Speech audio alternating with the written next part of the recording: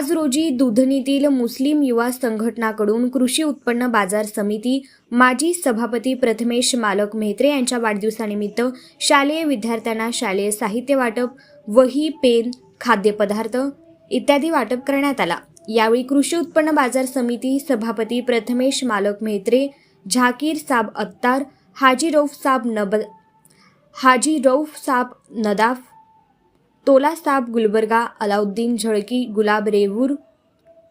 बाबू मोमीन, अलाउद्दीन नदाफ, मुस्लिम युवा संघटना अध्यक्ष आजम शेखजी, शकील नदाफ, राज नागनसूर, युनिस बडेखा, अशफाक मुजावर, अली जिडगे, मेहराज जिडगे, अशफाक शेखजी आदी उपस्थित होते।